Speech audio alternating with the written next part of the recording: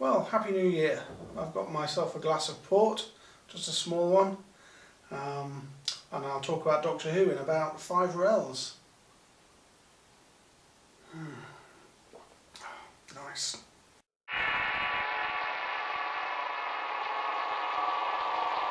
Don't forget to subscribe. Please hit the subscribe button. Support me on Patreon if you can, and don't forget to check out all of my other Doctor Who videos. There's quite a catalogue now on the Series 11, which has just finished, and watch out for some more in-depth reviews which are coming up. Check back on my channel later for those. When I found out that there wasn't going to be a Christmas special this year on Christmas Day, I was not that upset, because I haven't actually really enjoyed them for years. I think the Christmas Invasion and the Runaway Bride were pretty good, or really good actually, but I haven't enjoyed subsequent Christmas Day specials. So I was quite happy to think that they were going to do something different, and it means you don't have to have that awkward conversation with family about the need to watch Doctor Who on Christmas Day.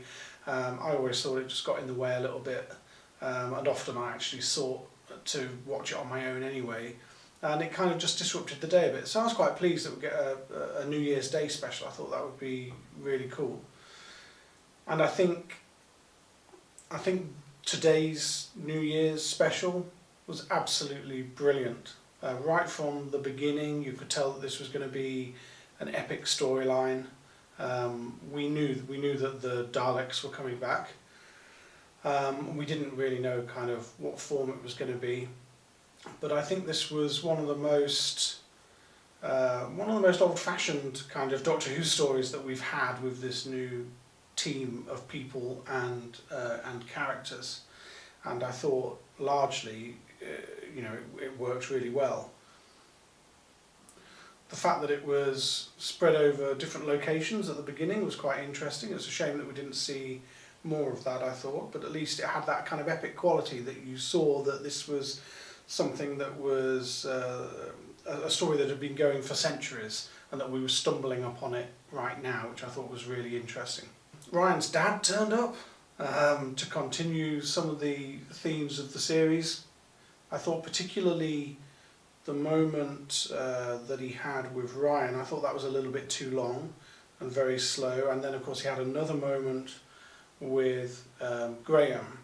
But what those moments did was they added some contrast. They added some quiet time between the action, which I thought worked. And I don't think there are too many companions in the TARDIS. I don't think the TARDIS team is too big. I think it really just comes down to what you do with them. And I think in this episode, maybe with the extra 10 minutes of the episode, it worked okay. It was better than some of them. That's good. The Dalek taking control of somebody, the coloured mutant, if you like, taking control of somebody and calling itself a pilot of that individual, worked really well. It was a very, very good way of making the Daleks scary again. And I remember the times when you only ever got a hint of what the mutant looked like. Maybe a claw moving, or a Dalek mutant would be taken out of its casing, but you wouldn't actually get to see what it looked like properly. And here we had one on the run, controlling somebody, and I think that would have been quite. I think that was quite thrilling. I think that really would have been good for youngsters getting into the programme and maybe only ever heard of the Daleks and maybe didn't know much about them. I think that's quite exciting. Unit's gone. Has it gone forever? Well, we can only hope. I've never really been that fussed, to be honest. I don't dislike the John Pertwee era. I quite enjoy it.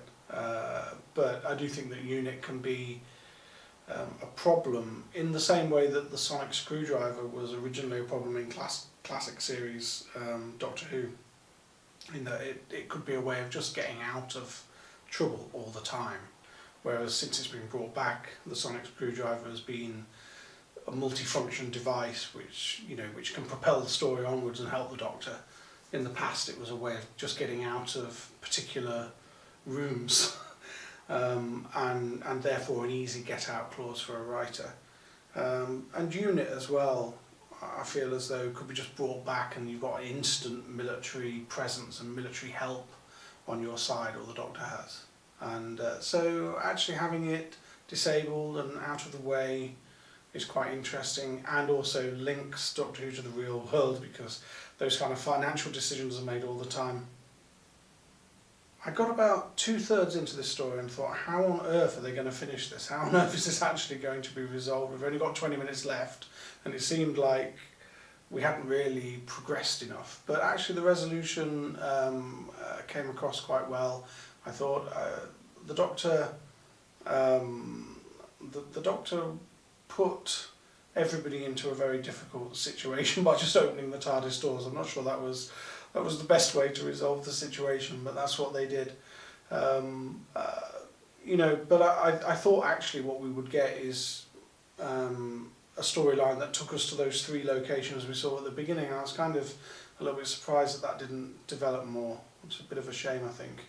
One of the things I particularly liked about Ryan's dad turning up is the way the Doctor approached it. Just so insensitive and not really very emotionally intelligent on the way that she described the situation or handled the situation. And I thought that was obviously, like, there's been moments of that throughout Doctor Who's history, an awful lot in the Russell T Davies era.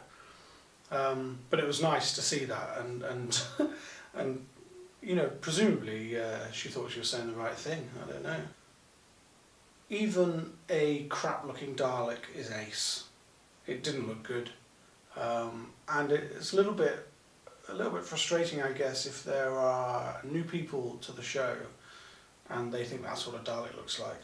I'm sure they'll get a proper look one day, but it would have been nice to have seen the Daleks at their full power as well, because that reminded me a little bit of of that pop song from the late 80s, early 90s, I can't remember when it was, Doctor in the TARDIS.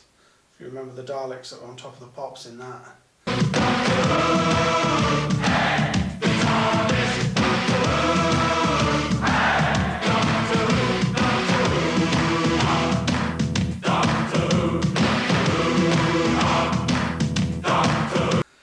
Yeah, it's not a good look.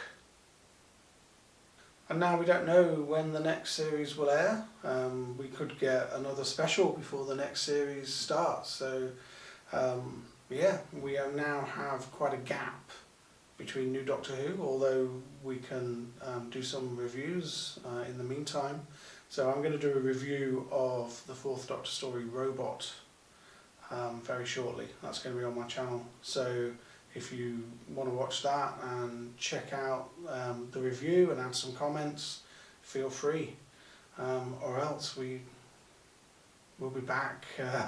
We'll be back talking about Doctor Who when it comes back properly.